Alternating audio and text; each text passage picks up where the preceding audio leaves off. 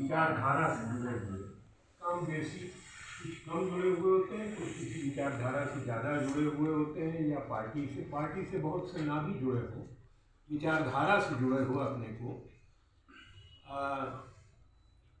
क्या इसके बारे में भी सोचा जा सकता है कि कार्यकर्ता अपने को स्थान के कार्यकर्ता के रूप में पहचान प्रमुख बनाए कि वाराणसी के कार्यकर्ता हैं, क्योंकि ये आज के समय जब जो आइडियोलॉजिकल डिफरेंसेस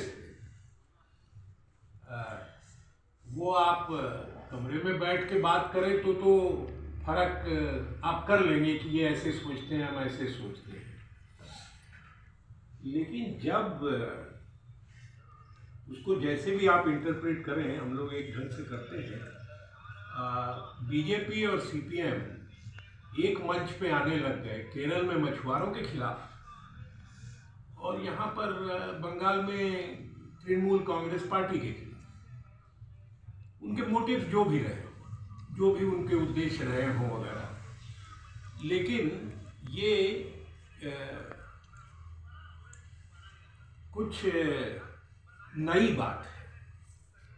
नई बात इस अर्थ में है कि वैचारिक अंतर और संगठनात्मक अंतर प्रमुख न होकर के, जिसको आप कॉन्ट्रडिक्शन कहते हैं समाज में, वह कहीं और लोकेट हो गया है पिछले 20, 25, 30 साल में, जिसके नतीजे स्वरूप ये हो रहा है।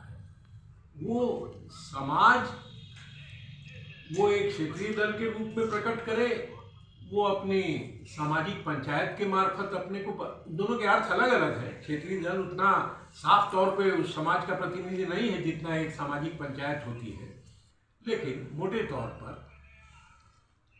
समाज बनाम राजनीतिक सत्ता, ये इतनी जो बात भी चली है, इसमें भी जो रेखांकित हो रहा है, वो जो आमना सामना है, वो राजनीतिक सत्ता का समाज से सामना है। राजनीतिक सत्ता समाज के विभिन्न अवयवों को, समाज एज अ होल को चूज करके वो टैक्स के मार्फत करे, करप्शन के मार्फत करे और किन्हीं तरीकों से करे।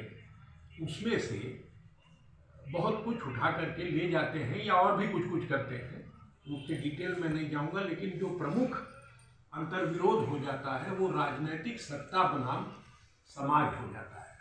राजनीतिक सत्ता पॉलिटिकल पार्टी के रूप में अपने को एक्सप्रेस करती है। समाज अपनी ताकत को कैसे, विनोबा ने एक बहुत ही लगातार अंतर किया है शक्ति और सत्ता के बीच में। स्ट्रेंथ और पावर, इन शब्दों का वो इस्तेमाल करते हैं। विनोबा के बारे में बहुत तरह के ख्याल हैं, हम लोग भी तरह तरह के ख्यालों से गुजरे, लेकिन बड़ा भारी विचारक है, इसमें कोई दो राय नहीं हो सकती। अद्भुत विचारक है। सत्ता और शक्ति के बीच क्या किसी स्थान के कार्यकर्ता, ऐसे कार्यकर्ताओं को एकजुट किया जा सकता है, जो एकजुट यानी एक मंच पे लाया जा सकता है, जो शक्ति और सत्ता के बीच में अंतर करना पसंद करें। ऐसा नहीं कि इतना बड़ा अंतर कर ले जाएं कि अब इसके ऊपर कोई विवाद ही नहीं हो सकता। अंतर करना पसंद करें एज ए बिगिनर, शुरुआत, वो जो आपका क्या कहेंगे, उसको, उस अंतर को अपने एक किस्म का प्रस्थान बिंदु बनाएं। वो वहाँ पहुँच गए ऐसा नहीं, वहाँ से शुरू करें कि सत्ता और शक्ति के बीच में शक्ति समाज के पास होती है और सत्ता राजनीतिक ये करती है। इस ढंग से न भी सोचें, लेकिन अगर आइडियोलॉजिकल डिफरेंसेस, वैचारिक अंतर धीरे धीरे करके, यही देख लीजिए, ये जो यात्रा चल रही है राहुल के नेतृत्व में, भारत जोड़ो यात्रा जो चल रही है, वो बेसिकली दो बड़े कैंप हों ऐसे हो रहा है। राजनीति की बात अभी वहाँ से हुई नहीं है, समाज की बात हो रही है। राजनीति की बात जब वहाँ से होगी या उसके मार्फत होगी तो क्या होगा ये हम नहीं जानते। क्या वो राजनीति की कोई अलग बात कर सकेंगे जैसी बात सीपीएम या बीजेपी करते हैं, सीपीएम ने बड़ा विरोध किया केरल में इस यात्रा का। समाज की बात कोई भी करेगा तो राजनीतिक सत्ता उसका विरोध करती है, और थोड़ी ताकत से अगर समाज की बात होगी, शक्ति होगी, अगर आपके समाज की बात करने की जो विधा है वह अगर शक्ति संपन्न है तो राजनीतिक सत्ता उसे बर्दाश्त। अब उसमें इतनी शक्ति है उस यात्रा में कि राजनीतिक सत्ता कुछ कर नहीं पा रही है, इसके अलावा कि उसके खिलाफ खूब प्रचार करें। हर स्टेट में जहां जाते हैं उसके खिलाफ प्रचार एक जोर से होता रहता है। अच्छे बुरे में मैं नहीं जा रहा हूं, मैं केवल इतना कह रहा हूं, एक तरफ राजनीतिक सत्ता है और एक तरफ समाज की शक्ति है। क्या इस विसंगति कह लीजिए, अंतर्विरोध, आपकी भाषा अपनी हो, पर केंद्रित अगर हम करेंगे तो क्या ये भाषा का परिवर्तन अपने आप हो गया? इनफैक्ट हम ही लोगों को नहीं अच्छा लगता था ये परिवर्तन। हम लोग राजनीतिक कार्यकर्ता कहे जाते थे, अब सामाजिक कार्यकर्ता कहे जाते हैं।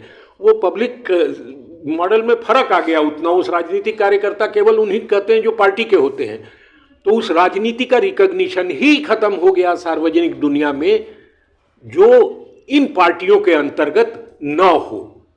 उस राजनीति की कोई पहचान रह नहीं गई। आप राजनीतिक कार्यकर्ता हैं तो इन पार्टियों में से किसी एक के हैं, या आपकी अपनी पार्टी, आप बताइए किस पार्टी के हैं।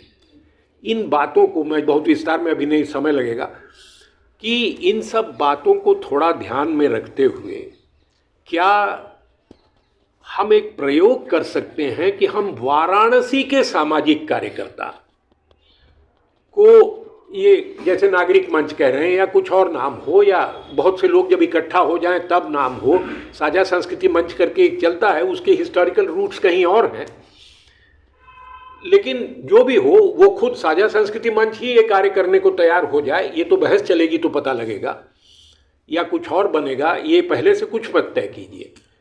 लेकिन हम अपने का परिचय देते वक्त में हम कम्युनिस्ट कार्यकर्ता हैं कह के परिचय न दे के हम कहें कि हम वाराणसी के कार्यकर्ता हैं। क्या ये ट्रांजिशन, जो सार्वजनिक दुनिया में सक्रिय लोग हैं, हम अपने गांधीवादी नहीं कहेंगे, हम कहेंगे सामाजिक कार्यकर्ता हैं, चलने दीजिए बात आगे, हम कहेंगे गांधी हमें पसंद है। ऐसे बहुत लोग मिल जाएंगे जिन्हें कार्ल मार्क्स भी पसंद है और गांधी भी पसंद है। हिस्टोरिकली, ऐतिहासिक कारणों से वो एक या दूसरे में पड़े हुए हैं। समय बहुत बदल चुका है।